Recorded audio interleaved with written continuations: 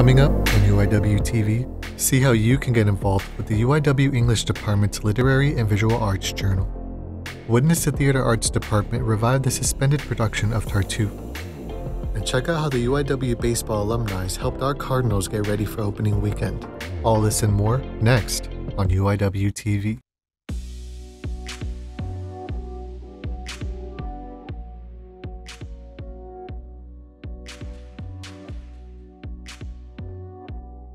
Welcome back to UIWtv. I'm Emily Reyna. And I'm Cameron Leal. We want to start with a quick thank you to our viewers for tuning in and welcoming us back last week for our first successful show of the semester. That's right, and we're glad to be back so soon to bring you more up-to-date news from around campus. Let's jump in. Cardinals, it's time to show your school spirit. UIW has been nominated once again for Best Local University in the San Antonio Express News Reader's Choice Awards. UIW hopes to win the award for the second year in a row. You can cast your vote now on the Reader's Choice Awards page at mysa.secondstreetapp.com. Voting remains open until February 28th. Calling all communication art majors. The time has come once again to submit those applications for the Jason W. Kernut Endowed Scholarship, the Student Media Scholarship, and the Cameron Reedus Endowment Scholarship. All three are now open for all communication art majors to apply. The deadline to submit your applications is March 7th. Don't miss out. Is the Ocean Cleanup Project lying about their work? Skeptics on Twitter seem to think so. The project, which aims to clean up the Great Pacific Garbage Patch, released this footage to the media last year. That's their new plastic retrieval system that they say can remove almost 20,000 pounds of plastic in a single haul. Now, skeptics have taken to Twitter to share their doubts. They say the footage is staged and that the plastic is too clean to have been floating in the ocean. They shared photos of what most plastics look like after spending years in the water. Founder of the project, Boyan Slat, shot back saying that the reason it looks that way is because the plastic has been floating on the surface of the water instead of being submerged. He said, when we do see fouling, it's in parts of objects that are permanently in the shade away from UV rays. Some critics are still not convinced, but overall, the project still has strong support. An important aspect of improving on a new skill is to be able to apply what you've learned to the real world. Reporter Alyssa Munoz got to see firsthand how UIW students are applying what they learn in the classroom to real-life situations, all while helping others in the process.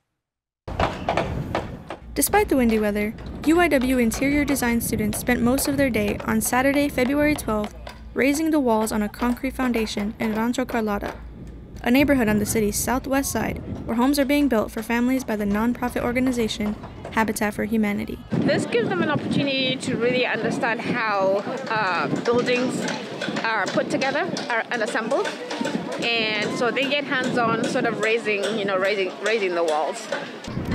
The partnership between Habitat for Humanity and UIW Interior Design allows for students to expand their skills and gain hands-on experience in their career field. It also helps people in our community build a place that they can call home.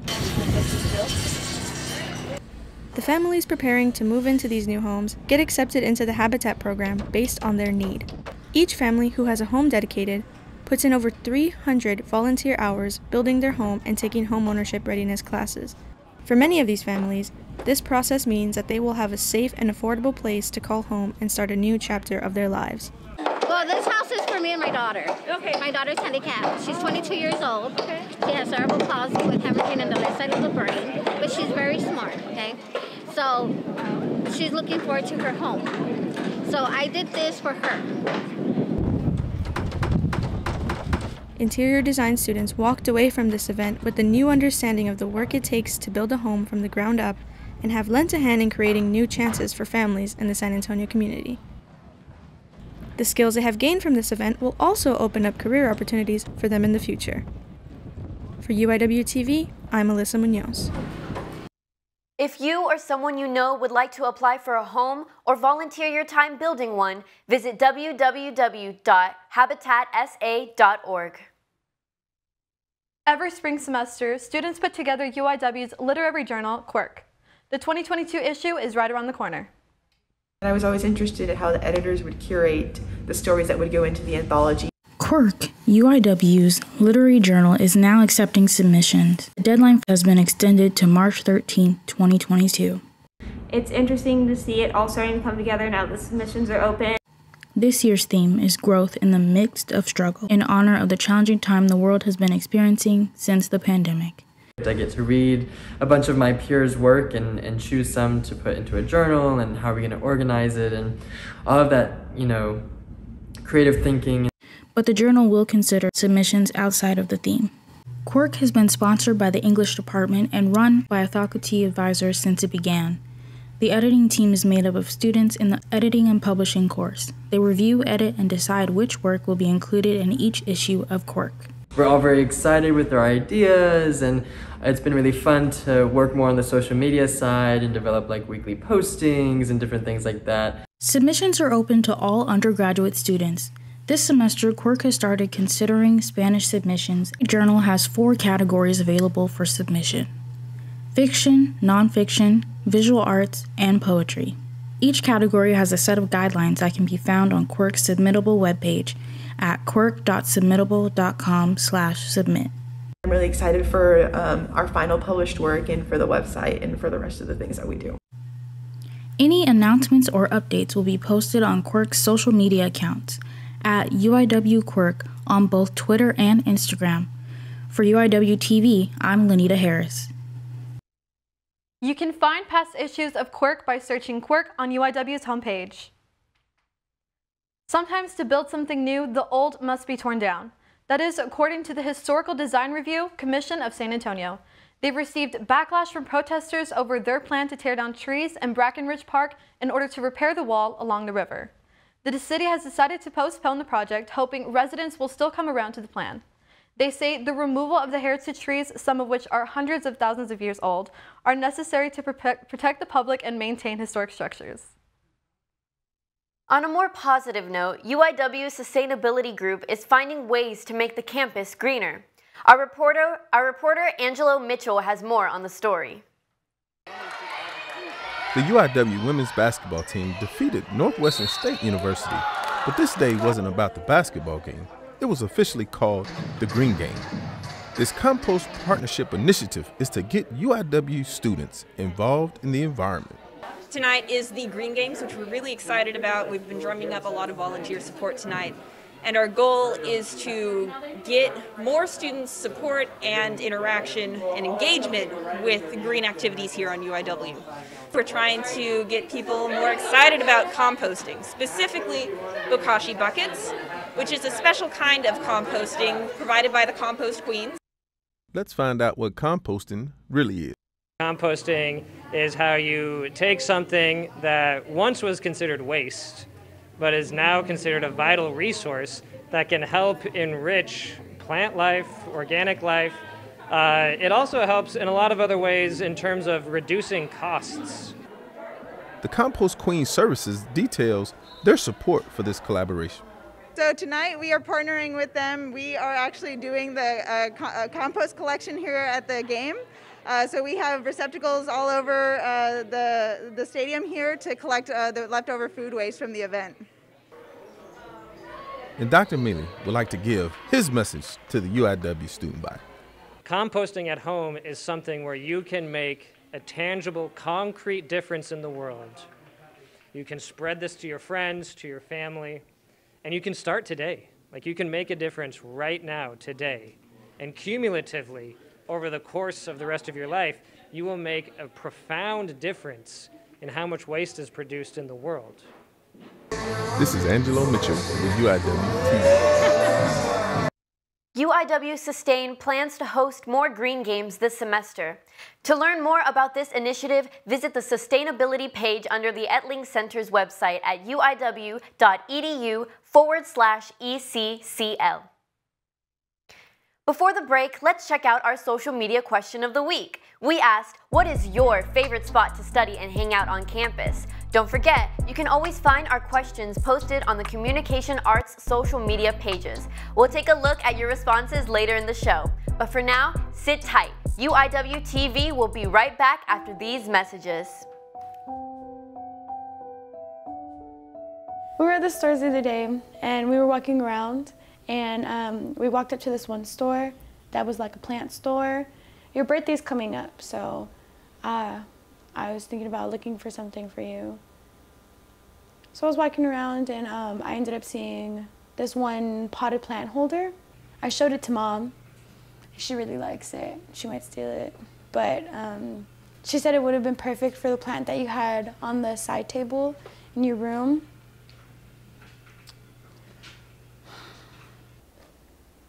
I really wish I could have given it to you.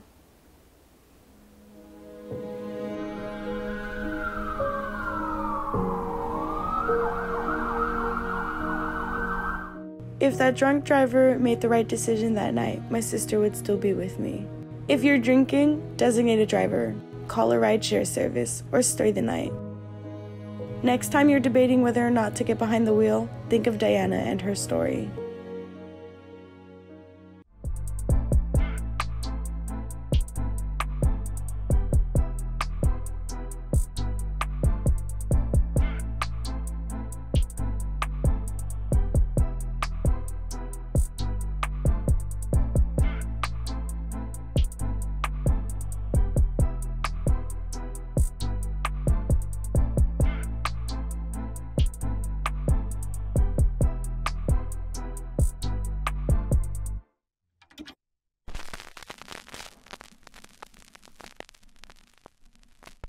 You are watching UIWtv, the word on campus.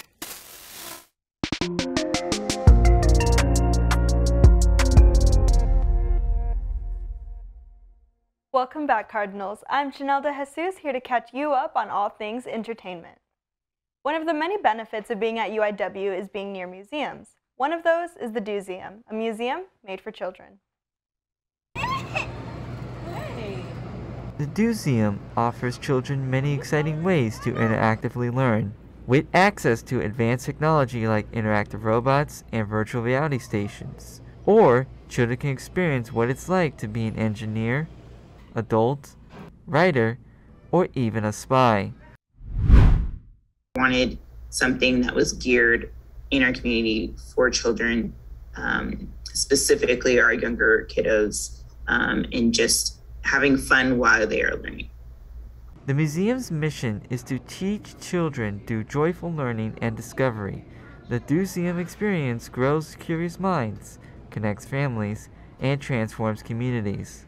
The museum's other goal is to always provide back to the community and support them in every way possible. So yeah, we're always constantly looking for new ways to either invite the community in, so whether that is through volunteering, through donations, through programs, things like that. They also have their outreach team called the Doseum. They are partnered with a lot of different communities and are doing a lot of service. Make sure to bring your younger family members the next time you're looking for something to do. If you'd like to visit the Doseum or want to volunteer for community service, visit www.thedoseum.org for more information. For UIWtv, I'm John David Gomez. I know I'm looking forward to paying a visit with my younger siblings. For many people, the month of February means love. Here's how one group is spreading that love. Valentine's Day for me means where you get to share your love and kindness to all the people who are very tender in your heart. This past Valentine's Day, the Special Olympics College Club held their annual fundraiser at the Westgate Circle. Folks gathered around for food, candy, and other festive treats. Students also got to know more about the club and its donation drive. We're trying to get Special Olympics is starting to become inclusive, where we have competitions that are unified, where we compete with regular athletes.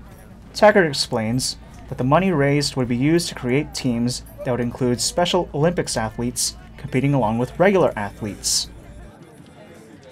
The organization started in 1969, and the program continues to be supported via donations and volunteers. To learn more, you can check them out on Instagram, Facebook, and Twitter. For UIWtv, I'm Eric Lumalu. Oh, that's so cute. I like your mask. Thank you. That's really cute. You can catch the club and show your support at their next meeting on March 16th. It's rodeo time, Cardinals, and this year the carnival is back. There's plenty of fun rides and games for you to choose from. The carnival is a favorite among rodeo goers. Guests can pet rodeo animals, play games, or just enjoy the food. Bring your family for a fun time, ride some thrill rides, and enjoy a turkey leg. Also, get a chance to win your favorite carnival game. The carnival is here through February 27th. Cardinals, if you're looking for somewhere to find unique homemade items, then the Museum Market is the place to go. Selling painted wine glasses, polymer jewelry, and button earrings. The San Antonio Museum of Art hosted their first museum market of the year last Saturday. Most of the vendors unfortunately did not show up due to the extreme winds. The few vendors that were there had unique homemade items. Our most popular is our goat's milk lavender lotion. We get the goat's milk from our own animals. My 15-year-old son does all the milking.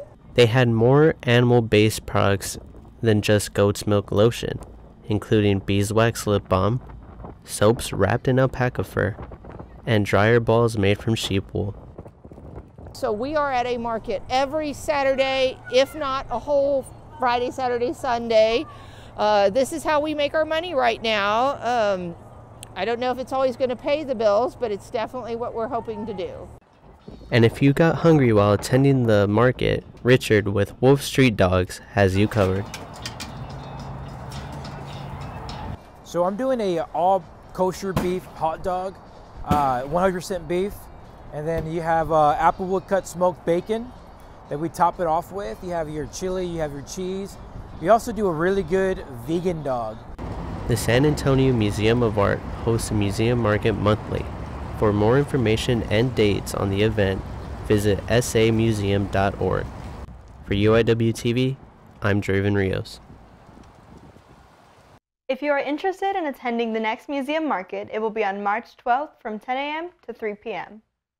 If the museum market isn't your cup of tea, UIW theater students have been working hard to create a different type of art for your enjoyment.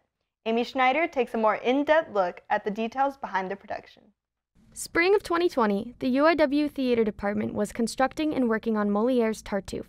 This production development came to a halt when COVID-19 forced everyone away from close contact and stopped everyone's world. Finally, 2 years later, the UIW Theater Department brings the show back to life.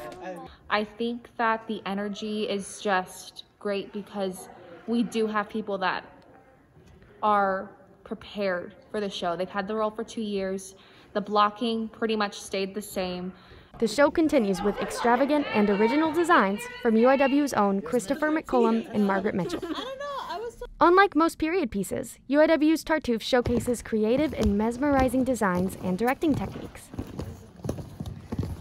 Walk around in the rehearsal shoes was my favorite moment thus far because they were so excited to put on these platforms on. There is one last chance to catch this true work of art this weekend, February 25th and 26th.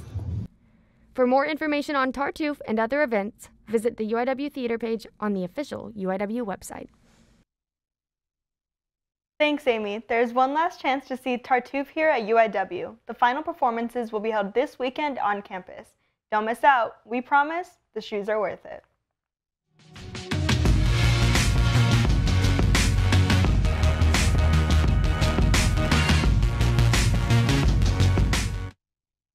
Time to check out what's trending in music, just in case you're looking for some new songs to add to your Spring Break playlist. Not much has changed on the Billboard Top 100 since we last checked, but others lower on the charts, including The Weeknd with his song Sacrifice from his latest album, Dawn FM. Songs from Doja Cat's album Planet Her, like Need to Know and Woman, continue to stick to the charts. And if you're a country fan, there are a number of artists finding their songs on the charts, including Chris Stapleton, Sam Hunt, and Eric Church. This has been Music in a Minute. That's all I have for you today, but don't go anywhere just yet. Sports news is coming up next. For UIWtv, I'm Janelle De Jesus.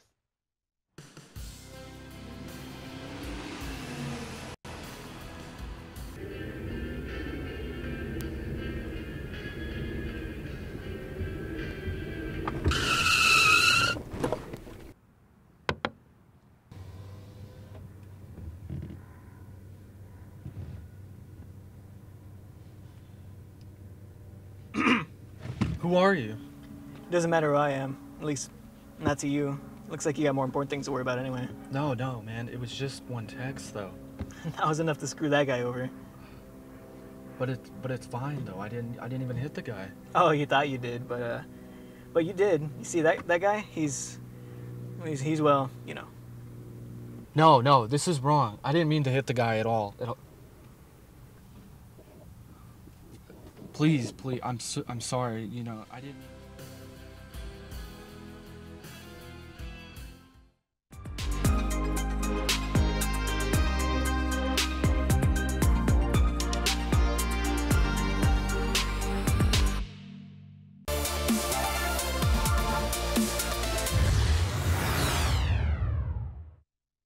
Welcome back. I'm Nick Springer, your UIW Sports TV anchor. Let's jump right into all the latest in UIW sports. We start off in the pool, where UIW men's swimming and diving dominated the Coastal Collegiate Sports Association Conference Championship. This past week, UIW traveled to Virginia and won their 5th conference title in program history. The team racked up a total of 1,046 points to finish at the top of the podium. UIW's performance led head coach Philip Davis to win the Coach of the Meet award. People really do recognize that you have worked your tail off. You've coached your team to the best of their ability this year, and that's very humbling, and it feels great. In the last day of the meet, Sergio Duran secured gold in the 1,650-yard freestyle, and Fernando Ruvalcaba took home the 100 and 200-yard backstroke events. The team secured first place in a total of 22 events, second in 17 events, and third in 16 events. The Cardinals now look to carry this success into next season, where they will compete in the WAC conference.